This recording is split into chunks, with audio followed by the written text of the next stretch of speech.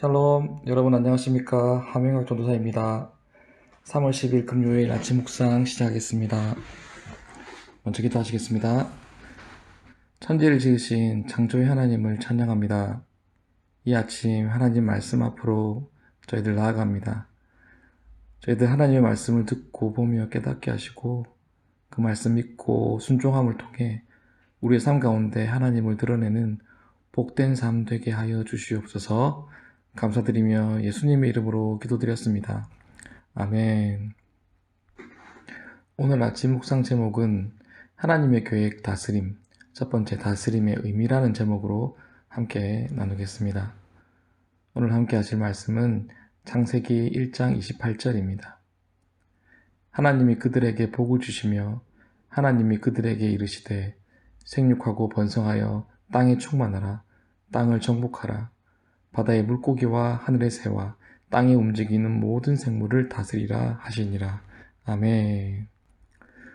언젠가 소확행이라고 하는 말이 유행한 적이 있었습니다. 다들 아시겠지만 소소하지만 확실한 행복이라는 말의 줄임말입니다. 사람들은 모두 행복해지기를 바랍니다. 그래서 저마다 크던 작던 자신만의 꿈을 꿉니다. 그 꿈은 사람들의 삶의 목표 또는 즐거움이 되어 살아가는 원동력이 됩니다. 하지만 대부분의 사람들은 행복해지기 위한 노력에도 불구하고 정작 자신의 삶이 정말 행복하다고 말하는 사람은 드문을 볼 수 있습니다. 노력해도 행복해지지 않는 자신의 삶에 대해 외부적 현실에 불만을 표출하기도 하고 또는 자신의 한계 앞에서 우울감에 빠지기도 합니다. 그리고 삶이 다 그렇다는 말로 삶을 냉소하며 살아갑니다. 우리는 왜 늘 삶의 문제 앞에 종속되어 살아가는 것일까요? 하나님께서는 창세기 1장 28절 말씀 속에서 이 땅을 다스리라고 말씀하셨는데 우리는 왜 여전히 삶의 변수 앞에서 수동적으로 끌려다닐 수밖에 없는 것일까요? 이 시간 하나님께서 인간에게 명령하신 다스림의 의미에 대해 함께 생각해 보고자 합니다. 우리는 먼저 인간을 향한 하나님의 계획과 뜻을 알아야 합니다. 첫째, 창세기 1장 28절에서 나타난 다스림의 명령은 창조주 하나님의 계획 안에 있는 것입니다. 그 계획은 2장 15절에 좀 더 명확하게 나타납니다. 하나님은 인간을 에덴 동산에 두시고 돌보게 하셨습니다. 우리가 사용하고 있는 개역개정은 경작하며 지키게 하시고 라고 번역하고 있지만 다스리고 돌보는 것으로 보는 것이 원어적으로 더 가깝게 생각됩니다. 왜냐하면 이 명령은 타락 이후에 나타나는 고통이 수반되는 노동과는 본질적으로 다르기 때문입니다. 여하튼 하나님은 인간에게 명령을 내리셨고 인간은 이를 잘 수행했다는 것을 볼 수가 있습니다. 두 번째로 또한 언약을 통해 다스림이 발전적 명령임을 보여주고 있습니다.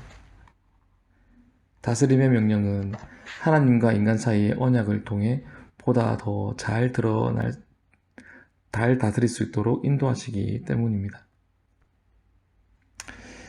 이미 하나님의 형상을 따라 창조된 인간은 잘 다스릴 수 있는 상태에 있었지만 동산 중앙에 선악을 알게 하는 나무와 더불어 생명나무를 함께 두심을 통해 창세기 2장의 언약은 저주가 아닌 더 잘 다스릴 수 있는 축복의 길을 열어놓으셨는 것입니다.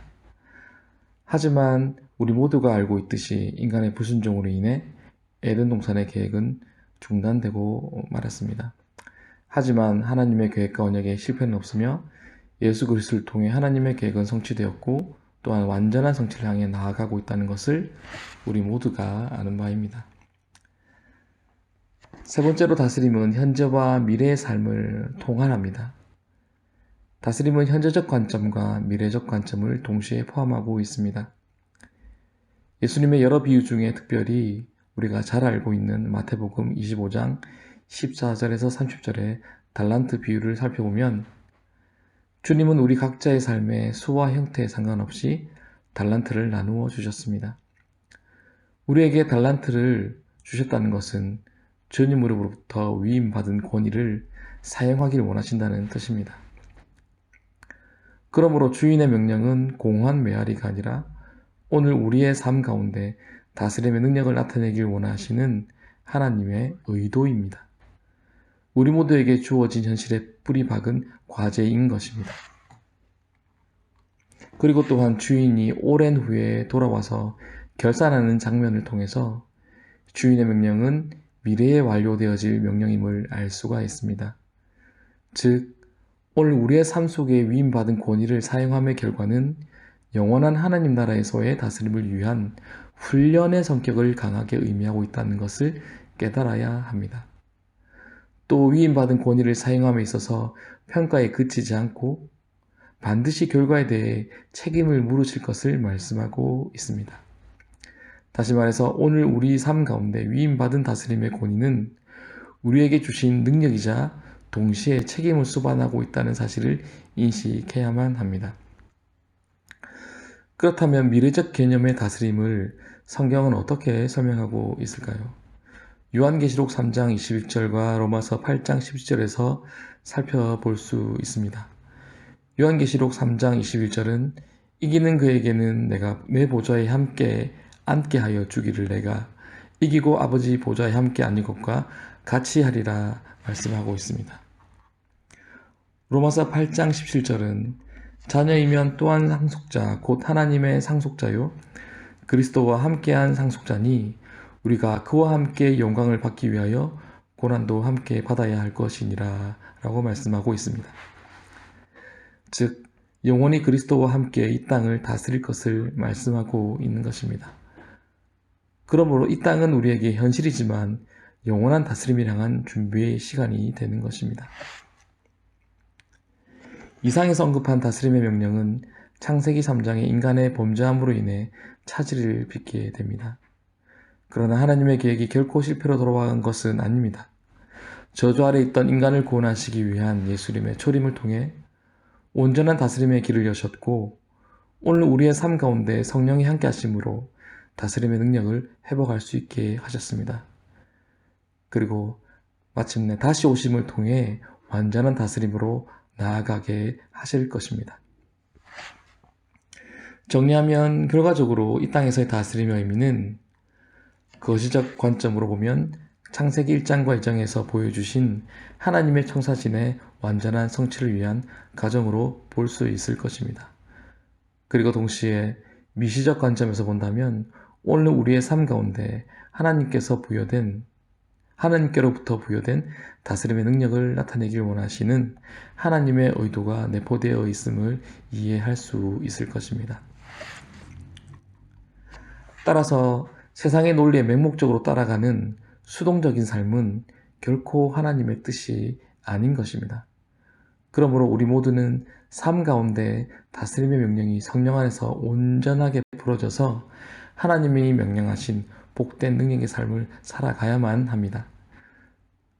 그리고 살아갈 수 있는 능력을 주실 것입니다. 오늘 하루 하나님께서 명령하신 다스림의 의미에 대해 생각해보는 하루가 되시길 바랍니다. 다음 시간에 좀 더 구체적으로 다스림의 삶에 대해 함께 나눠보도록 하겠습니다. 오늘 하루도 하나님의 은혜 안에 감사가 넘치는 복된 하루 되시길 축복합니다. 기도하겠습니다. 사랑하는 하나님 감사합니다. 부족한 저희들을 구원하여 주시고 영원한 하나님 나라를 소망하며 살아가게 하시니 감사합니다. 저희들 이 땅을 살아갈 때에 세상의 논리에 수동적으로 따라가는 삶이 아니라 하나님의 말씀을 더욱 신뢰하고 순종하여 우리의 삶 가운데 하나님의 뜻을 드러내는 참된 다스림의 삶을 살아가게 하옵소서. 그로 인해 하나님을 온전히 기쁘시게 하는 저희들 되게 하여 주시옵소서. 감사드리며 예수님의 이름으로 기도드렸습니다. 아멘.